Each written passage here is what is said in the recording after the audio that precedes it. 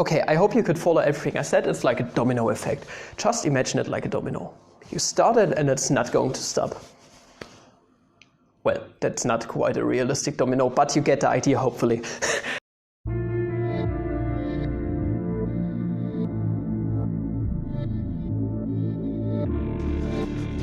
Good morning, fellow mathematicians. Welcome back to another video. This right here has been an old running gag on my channel, and hello, lamp of domination or whatsoever. Pray for the head once again. So you are the only person praying for the head up until this day. I love you, my boy. Appreciate you. So we are back in the series on my bachelor's paper, and we are going to introduce the principle of mathematical induction today. You might ask yourself what it actually is. Well, I'm going to explain it today, and we are going to calculate 2 or 3 examples regarding the principle of mathematical induction.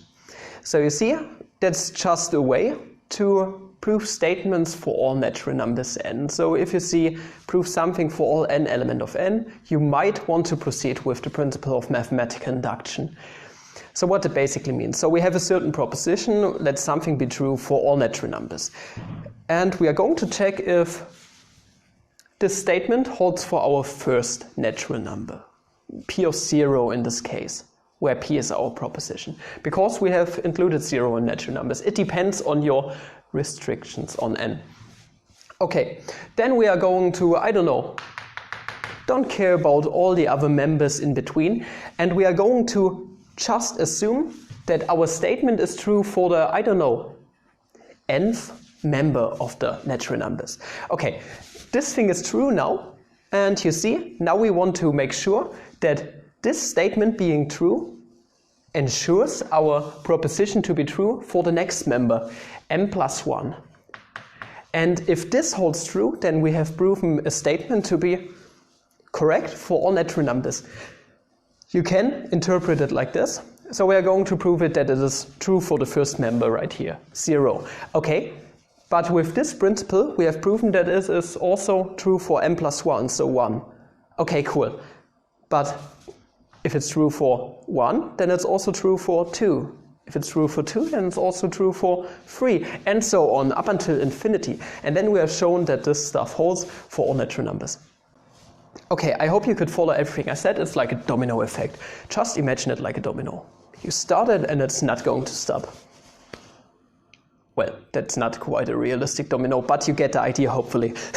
Okay, let us move on. So we're going to prove a little statement about all natural numbers, but we are going to do a direct proof. At first we want to show, there was the first proposition, that if we have n plus the successor of 0, then this is nothing but the successor of n for all n element of the natural numbers. And this right here is really easy to prove. Trust me on this. Okay, we are going to do a direct proof now. How can we proceed? Well, don't forget our rules of addition on the natural numbers. So we start off with n plus the successor of 0. Well, by our second rule of the addition on natural numbers, we know that we can drag the successor to the front, you could say. So we end up with the successor of n plus 0. But you see, by our first rule of the addition on natural numbers, n plus 0 is nothing but n. So this is the successor of n, and n has been some random natural number. So, well, if this rules for any random natural number, then it holds for all natural numbers. Coolio, we have proven a little statement. Let's put a little QED black boy right here. And now we are going to move on with the next proposition. So, our first proof by induction. Woo! Okay, what we want to show at first is that, well, for all n element of natural numbers, our number 0 does commute, meaning it doesn't matter if we take n times 0 or 0 times n, it's always going to result in 0. So we can interchange our 0 with every other number under multiplication. This is our proposition with respect to n. And like I said, we are going to start off with the base step, p of 0 in this case. So, what the hell is p of 0? Well, we have to do this step by step, plugging 0 into here. So 0 times 0, where this is our 0 that we just plug in. By our first rule of the multiplication, this is nothing but 0. But once again, by the first rule of multiplication, this is nothing but this 0 times some other zero, where this is the zero that we have plugged into n. So this already holds.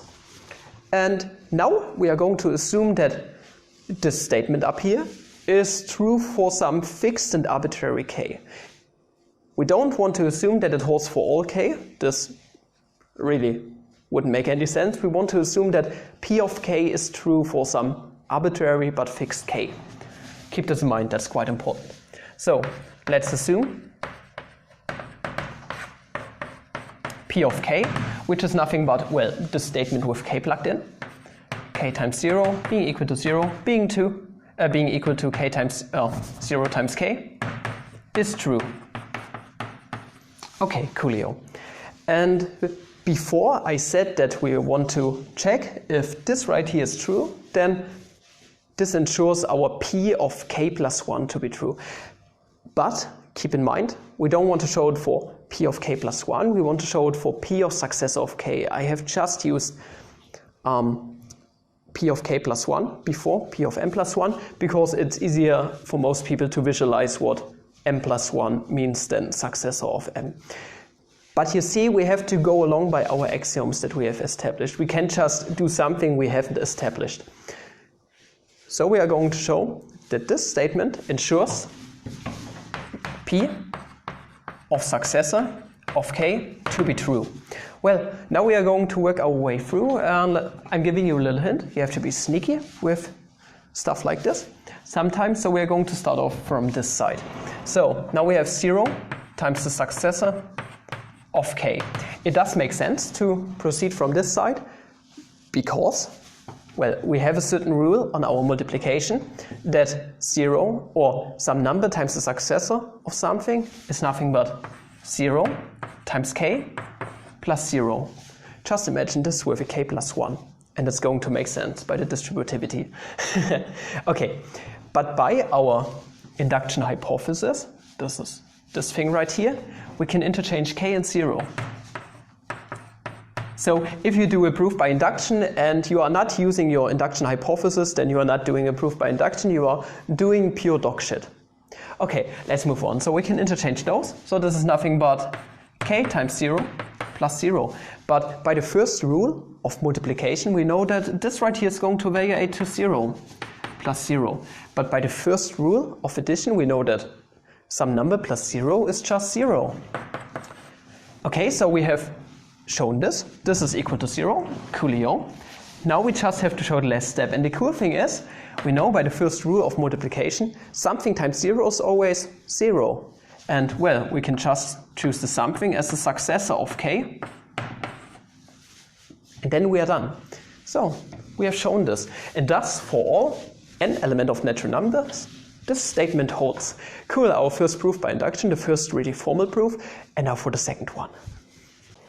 Next up is your boy, something times 1 is the something itself equals to 1 times something. So whenever I refer to 1 in my bachelor's paper, successor of 0 is meant. But we have to prove stuff formally, so we are going to proceed by using successor of 0. I'm only using 1 if, well, I don't want to write this all the damn time.